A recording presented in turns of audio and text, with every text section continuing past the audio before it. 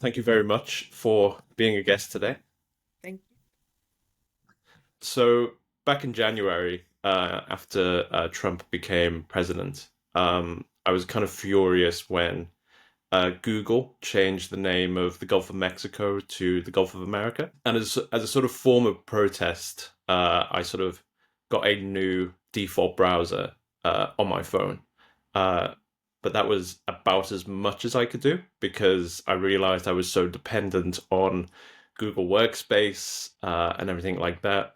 And I sort of felt that that was in sort of microcosm the challenge Europe faces. I saw in your work on the Eurostack that Europe imports over 80% of its digital technologies from US based companies. And so we're incredibly vulnerable to either their whims or the whims of Washington. So I was curious if you could sort of speak more about the situation we're in.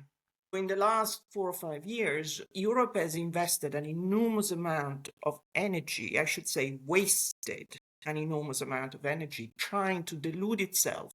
It could tame big tech. We've seen everything from regulators kind of posting bicep flexing emojis and saying, we are coming, we are absolutely taming you, when the platforms are not being tamed in the slightest. And when you think about the implication of the benefits to the European tech digital industry, it is a very fat zero. There was a notion that somehow through regulation we could create a level playing field that could have allowed tech companies in Europe, digital tech companies in Europe, to somehow create a space and grow. That was again entirely delusional, and we can go into the reasons for that. But the bottom line is that what has become extremely clear in the last year or two is that all of the European exertion around regulation and antitrust has been for naught. All the European Brussels effect has been a fat pile of bullshit, which had no capability to really change what is the destiny of European digital tech industry. So Eurostack is really about saying we have incredible talent and capabilities and assets in Europe. You go around Europe, there is tons of cloud, tons of software. We have tons of software engineers. The European open source software industry is amazing.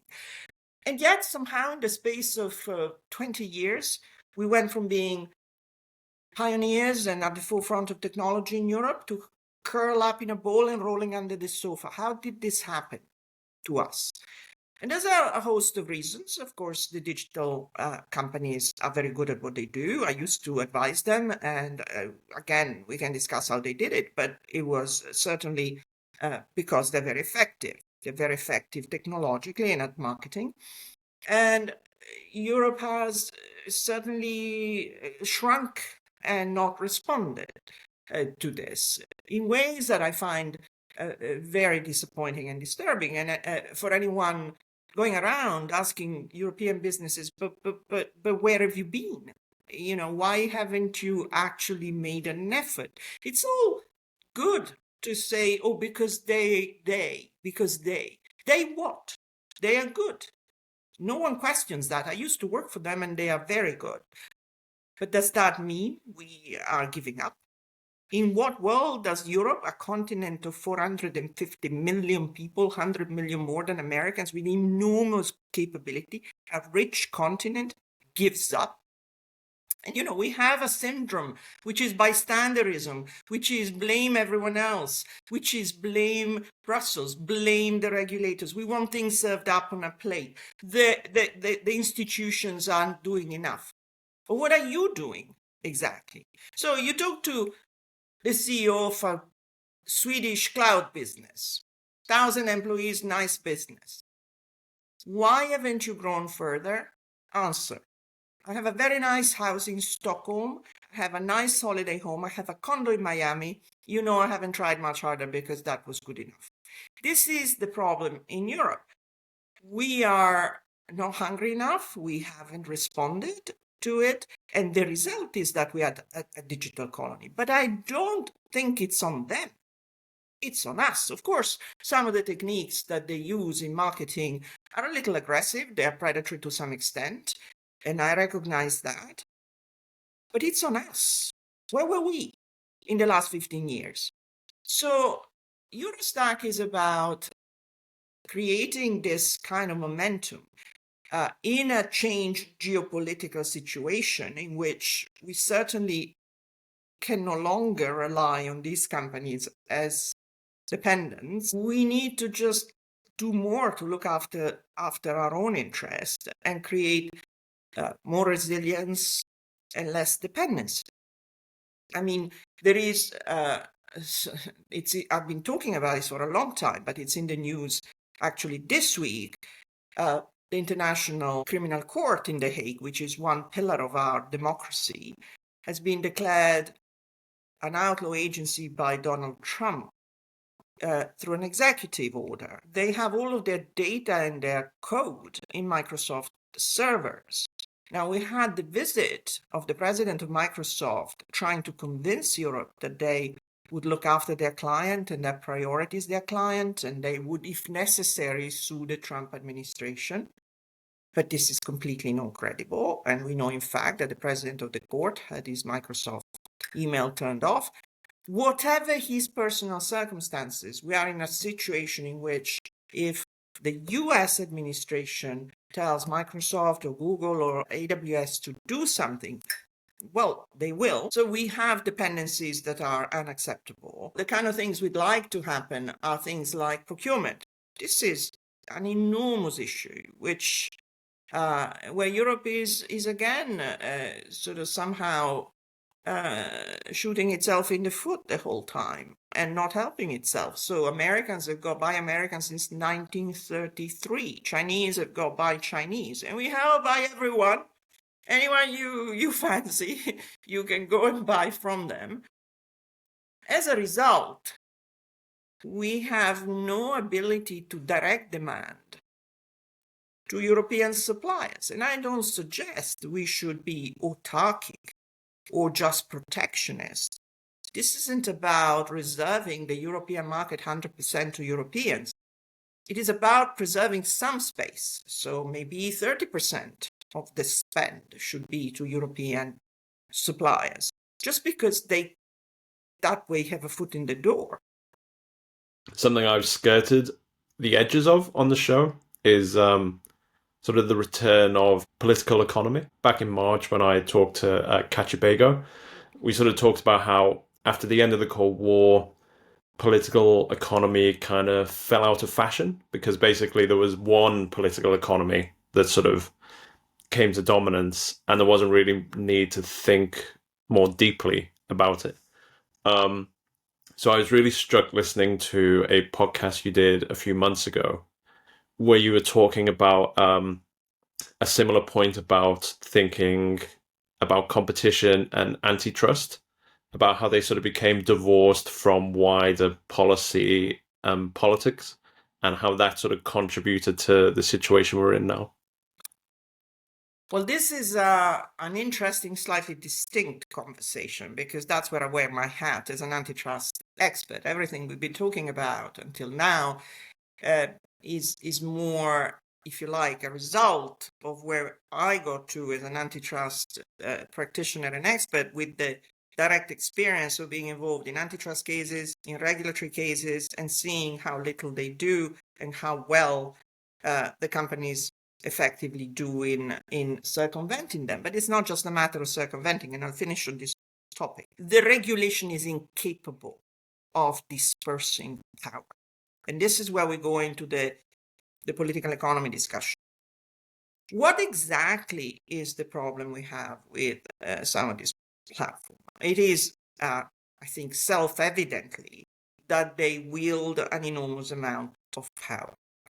A regulation that simply says, do not self-preference, do not send your traffic all to yourself in this particular field, or do not charge this fee to music streaming apps because it is too high, is never going to be able to disperse that power. It is controlling or trying to to somehow deal with some of the symptoms of that power, which is, of course, a very uneven bargain between two sides.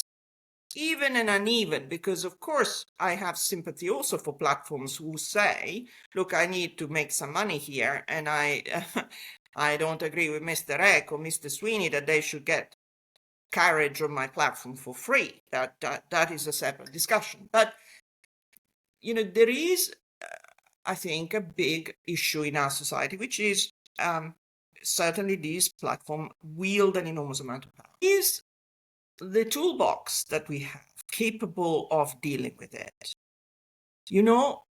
This is something that I've arrived at after 30 years of doing this and after 15 years of working on this. And I'm the most unpopular person ever for saying it, because regulators hate me, civil society hates me. But the answer is no. We will not succeed. We will do nothing. Yeah, now you're British and you're familiar with The Tale of Gormenghast, possibly with the book series, which is Gormenghast. When I first came into this country, I was fascinated by this trilogy. There was a wonderful BBC adaptation of it on TV.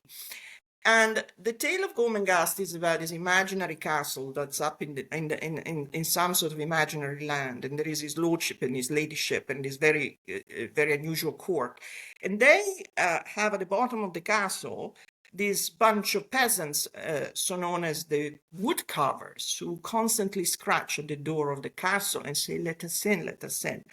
And his lordship looks down from the ramparts and says, "Who are you? Who are you?" "Oh, okay. Well, come in on the ground floor, don't move the furniture." So I'm holding my iPhone. This is the castle. This is Gormenghast. And Apple is very, very much in its right to say, "Who are you? Why should I give you what you want? This is my castle." Okay, the regulator can tell me, "You want a bit of interoperability? You want some APIs?" Maybe. Okay, I'll give you some.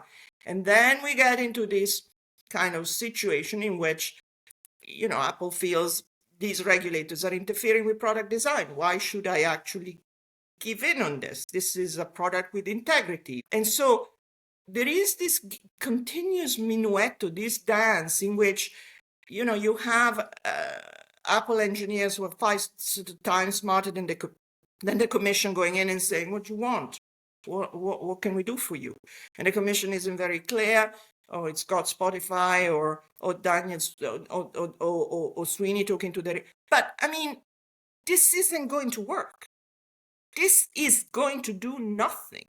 No European tech business is sitting there today saying, "Oh, if the European Commission could just get this done, my business would fly." No one, in fact, said absolutely no one. So the only answer then takes you back to, well, we need to build, hence Eurostack. How are we going to power up European industry? Only if we build. Do not rely on regulation, because regulation isn't going to deliver anything of any value or any use. Sad to say, sorry to say, we've actually completely deluded ourselves in the last 6-7 years that we could do it. This is a very unpopular view, but it is true. No one I have this discussion with can point to a counter. No one can say to me, "We are succeeding." They are going publicly and having these workshops, and the academics are bleating that they're succeeding, but they're not succeeding. No business is saying, "Oh my, we are getting there." None. Zero. Zilch. Which is why all of the businesses are signing up to Eurostack and saying we need to have a different mindset. The American platforms are a reality that we are not going to actually eliminate from our lives, and we need to somehow build a European capability. There is an additional point. You talk about the political economy. Why have we failed so spectacularly in antitrust? Well, that's, as I said, a completely different discussion. But antitrust, which is the thing I've practiced for 30 years, is a technocratic endeavor practiced by people with God complex. antitrust does not want to come into the modern world. It still is practiced by a church of Brahmins in the high echelons of Tourmadou or Canary Wharf in London, by a very narrow class of people, competition lawyer, competition economists, who defend incredibly aggressively their patch. They have certainly pursued the view and defended the view that the competition is a very elitist, very special, very scientific discipline that only they can actually understand. As a result of which, antitrust and competition have become indeed irrelevant and detached from the real world. In the US, we had the Biden administration 4 years in which the Biden regulators, Lina Khan, the famous Lina Khan, Jonathan Cantor, were trying to reverse that and meet with real people. You know, Lina went around, met the pharmacists in the Bronx, the waiters in Vegas, the farmers in Iowa, because she was sitting with them. Our antitrust regulators have never met a citizen, maybe other than at the gym. Okay? So there is no connection with the real world. They sit up on a tower, they meet general counsel and CEOs and do deals with them. There is nothing else. And this is why, ultimately, competition enforcement has achieved nothing, will achieve nothing, and is totally useless. There was a great point you made on that podcast, which fascinated me because sort of one of my heroes is Theodore Roosevelt, and you sort of made the point in the podcast that in its inception, antitrust is political, and it was a tool for a political end, and how that sort of had become divorced. That's been completely dispersed. That's been dissipated completely. When you listen, and one of the things I found most powerful and moving about the progressive movement in the US, which has eluded Europe completely, by the way, and I will expand briefly. But one of the things that were most moving is when you were listening to people like Lina Khan or Barry Lynn or Rohit Chopra or Jonathan Cantor, they would say the original animating value of antitrust is freedom from all masters. And when they said that, it used to make my hair stand on end, because I found that so profound and moving as a human being. And, you know, they went on to say that, of course, the original preparatory words were about saying we haven't left the influence of a king to become servants to the kings of commerce. I mean, this is profoundly motivational for Americans, you know, having left the British king behind. So this discussion in Washington in the last 7 years was lively, was profound. The discussion around what really is it that we're doing for antitrust. You know, we move away from the notion that it is a sterile search for a thing which is known as consumer welfare, or a search for efficiency, which is the product of essentially Ronald Reagan turning antitrust into Wall Street's kind of toy. No, this discussion in Europe has not happened. You couldn't move in DC in the last 6-7 years for discussions about what was post-neoliberal. And there was writing, there were events, there were discussions. None of this touched Europe remotely. The European regulators have all continued to be essentially very reluctant to open up to any such kind of thing. To the point that Margrethe Vestager, who used to be, of course, the competition commissioner, never uttered the word democracy in any speech until she actually was leaving. And that was remarkable. She was made to say it by Barry Lynn at one of his events in Washington, in which she actually said, I recognize that antitrust enforcement is also about protecting democracy from power. And now you see that timidly appearing in sort of the speech of Rivera, the new commissioner. But Europe has not had this discussion. We've been kind of sat there thinking, we know what we're doing in antitrust, result of which has been that in the UK, the Competition and Markets Authority has been effectively decapitated because no one likes to say this, but it is true. The government has produced a new steer, which is about growth. It is a way of saying, you guys have done nothing of any use. You've overreached, you blocked deals, you've done things that really no one really understood.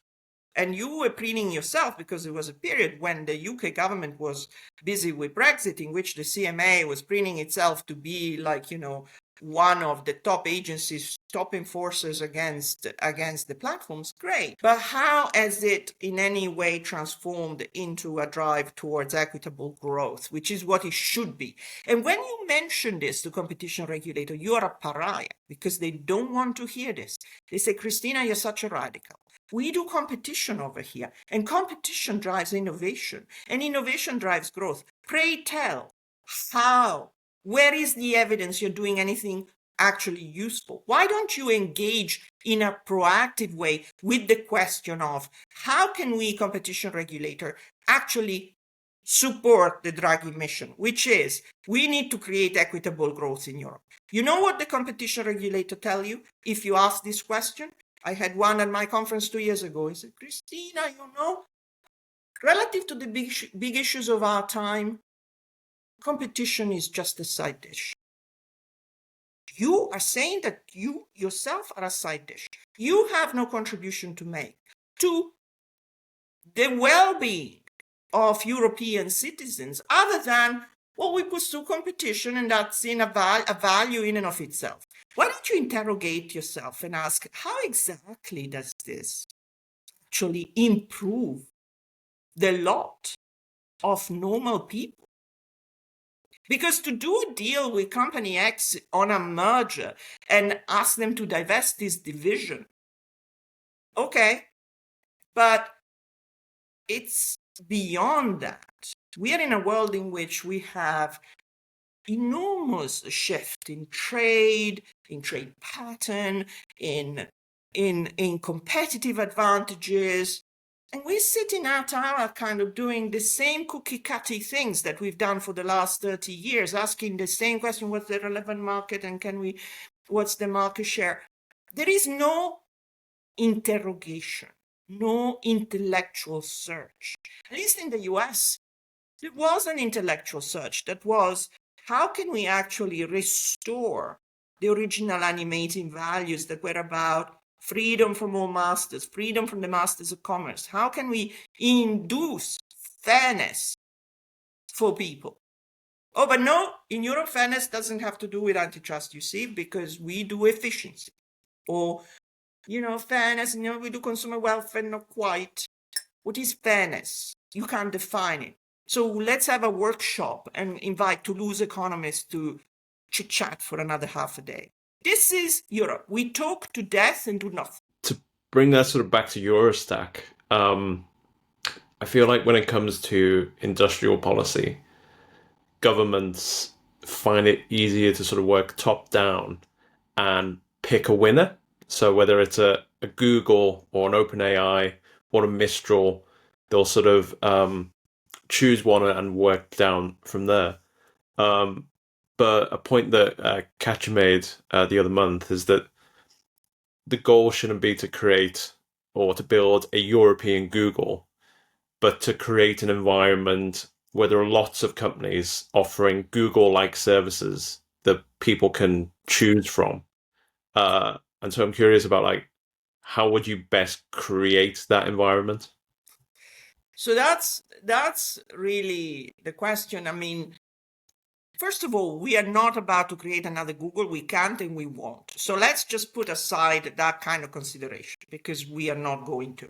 It's not happened and we are not. There are all sorts of structural reasons in Europe why we found it difficult to create pan-European operations.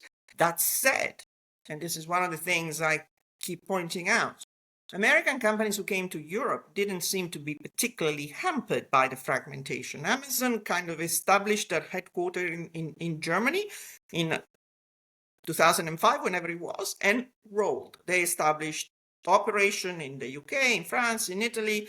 They established an incredibly effective logistic operation, which killed the post office everywhere.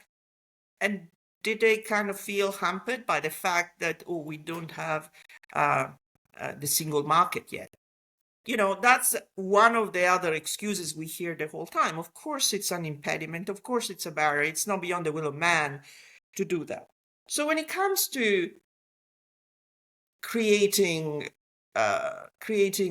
alternatives, I mean, again, you know, I don't particularly think of Google as the main issue right now. I think the main issue is that when it comes to everything that's below the services that we use, so at the very basic level, chips, but also compute and cloud and connectivity, they are not ours. So we focus on AI as our sort of next thing obsession, but AI uses these inputs as essential. It's not like AI is a different category. It needs to use the compute and the connectivity that's below it. So if we don't have that as Europeans, I keep saying, imagine a situation in which Americans suddenly were to find out that 80 to 90% of everything in their digital infrastructure is owned by Europeans. What would they do? Would they cry out for more regulation? Would they say, oh, you know, we need a Digital Markets Act? Of course not. They'd go and build. This is what we need to do, build.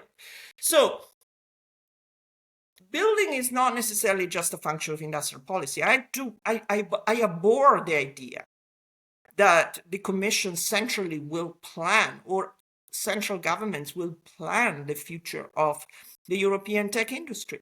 You know, there's that famous expression by Ronald Reagan, who said, the 9 worst words in the English language are, I'm from the government and I'm here to help.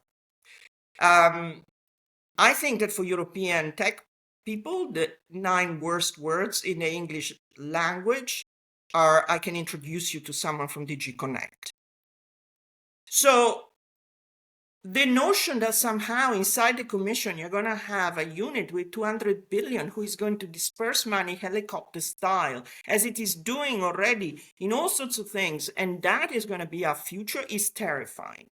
I think the only way forward is if we enable private capital and private initiative to actually invest and work. None of the companies in the Eurostack version that I sort of somehow push, and I should say, I'm not a lobbyist, I'm not paid a cent by anyone to do anything. There is no corporate money behind me. I'm doing this entirely as a labor of love. None of these companies want handouts. They're just saying, no, listen, if I have an opportunity to sell, I will invest, because if I can sell my product, in other words, if there are procurement opportunities in the public sector, if there are incentives in the private sector in which I can sell my product, then I don't need picking winners. I'll do my thing. So the mistake is to think, I think, this is again a false narrative. The competition people have managed to convince the world that we don't want national champions. We don't want European champions because they're bad. Because these guys are going to get market power, and God knows how we're going to tame them afterwards. But look at what Mario Draghi says. Europe is fragmented in terms of size of firms. They are subscale. And that has all sorts of implications, because we are a continent of small and medium enterprise that doesn't digitize. These companies are not adopting digitization because they're too small. The size of firms is linked to their ability to adopt digital services. So it's all very well to say, well, let's stay cute. Let's stay small and cute, right? We're going to have lots of little cute services. But, you know, size also does matter. for the muscle, for the adoption, for the drive to do these things. So I think it is also incredibly delusional when we say to ourselves, well, let's adopt another European model with our European values. Pray tell, we have been small and cute until now and rolled under the sofa. Unless we get ourselves in the position where we say, we got to get some scale here. And it doesn't mean to say we need to have a monopolist, but you need to scale up. This is also, the completely religious opposition that the antitrust community has towards telco mergers. Look, I don't work for telco companies and I don't care. But you talk to telco companies and they tell you, well, inside a country the size of Austria or Ireland, 4 MNOs, 4 infrastructure competitors are too many because the scale isn't there. Of course, if you go from 4 to 3 or from 3 to 2, there will be less competition and maybe and prices will tend to go up.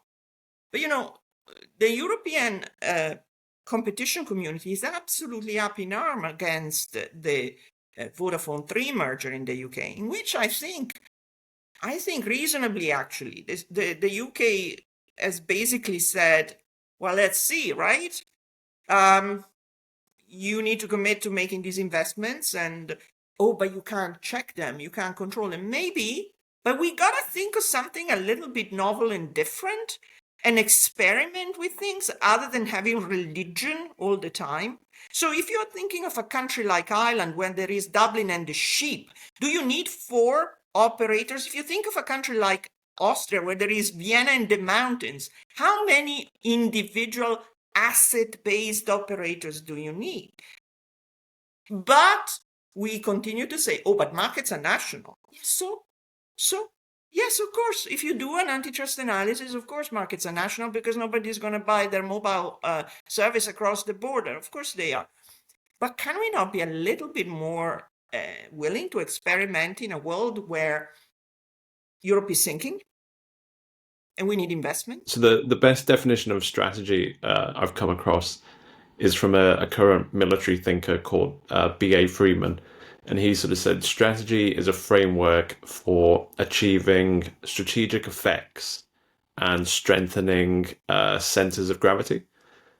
And so when it comes to sort of Eurostack and Europe building, uh, getting these alternatives to dependence on America, what do you think would be the best actions to either achieve strategic effects or strengthen Europe's center of gravity? Look, I think that I mentioned it multiple times. Procurement is a very important lever that we can act upon quickly because there are procurement directives and they can be actually updated to include mandates that say to the public sector, you need to spend 30% of your spend in buying European services, cloud, connectivity, software, whatever. That would have the most immediate effect because the spend by European by European institutions is huge. So we're talking about hundreds of billions. And if you reserved 30% of that to European sellers, that would be still probably 100 billion, which would make a big difference to their demand. Once they are able to sell and power up themselves, then they could be more effective at selling in the private sector too. Of course, you cannot obligate the private sector to buy European. You need to think about inducements, but there are things that can be done in the form of, for example, covering the switching costs or helping with the transition. And then there is the whole area in which, the suppliers need to help themselves because suppliers of these services of course, need to absolutely act upon the fact that the competitor is extremely good at integrating services. So if you're selling against Microsoft and Microsoft has got an incredibly good package, you need to work with your peers to integrate your services and make sure they speak to one another. this can be not laid at the door of the Commission the whole time. We cannot continue to say, oh, but the Commission isn't laying the standards out and we don't know what to do. Where is private initiative? Figure out some private APIs that you can actually adopt and you can use, and then you can use them to sell your services. Again, what would Americans do? Would they wait for Washington to set out a standard, or would they get off their backside and try and do it themselves? So sell European is super important. And three, fund European, yes, but mostly we have a lot of private capital that actually crosses the Atlantic to the US. We have enormous riches in this continent. They are badly allocated. They go to the US to fund American VCs and startups instead of staying in Europe. Now, this is an allocation problem. It's not a capital formation problem. It's a capital allocation problem. Why can't we it's a big issue. But again, not everything needs to be handouts from the Commission. There are institutions that are VCs, that are pension funds, that are public VCs, that are the European Investment Bank, that ought to absolutely focus their mind on funding European tech. What else are they doing? So that's where the points are. It's not, there is another version of Eurostack, which is, let's create a 300 billion fund and put it in Brussels and have it dispersed funded. I mean, that is abhorrent to me. We need to think about very much more targeted and agile ways of thinking about things. Finally, I was just going to ask, given that every year for maybe the past 20 years has been the year that Europe finally gets its act together, how confident are you that this will be the year that things finally change? I'm not confident at all. Because the only thing that I can point to that is slightly giving me some hope, but is not very big hope, is the change in the geopolitical environment. Look at what happened to us. You know, you read papers about industrial policy written in 2023, and they're all kind of, we should be doing this, industrial policy, this and that. In February, on the 9th of February, J.D. Vance went to the AI summit in Paris and basically told Europeans, you don't begin to understand what innovation is, you losers. Then he went on to Munich and said, you don't begin to understand what free speech is, you losers. And then on the 28th of February, we had President Zelensky being bullied inside the White House. I think that was a Sputnik moment for all of us, because I think almost everyone I know remembers where they were on that moment. It was a Friday night, 28th of February. I was upstairs and I came downstairs and switched on TV.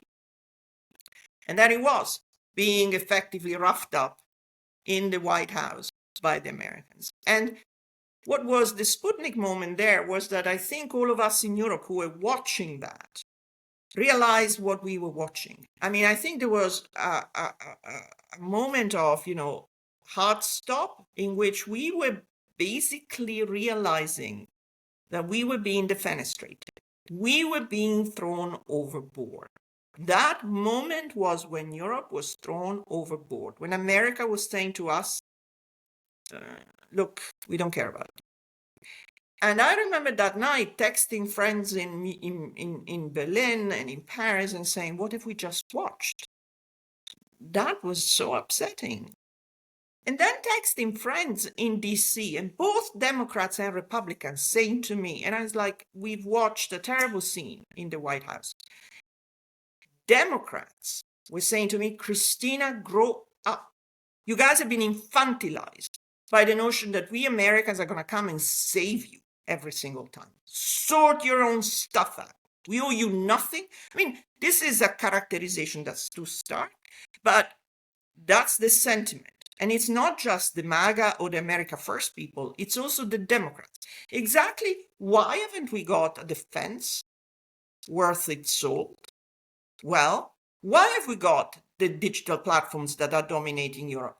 We have frankly given all our data, all our citizens, all of our stuff to Americans in exchange for defense. Now they're saying, ciao, we don't owe you anything. Grow up. We're tired of getting your hot potato from the fire. You are big. And you know what? They're right. They are totally right. And so, I mean, the thing that may be different is that this is now percolated through. I think boardrooms across Europe know we are already at war with Russia. Polish planes are being scrambled. Polish jets are being scrambled every night to the border because Russian spy planes are coming over. It's not discussed publicly, but it is true. Everyone knows we are in a quasi-war situation, and the Americans are not coming out to help us out. So exactly what has changed? Maybe this has changed. And there is a sense that we need to use a very, very crude expression to get our shit together. Cristina Caffarra, thank you very much. Thank you.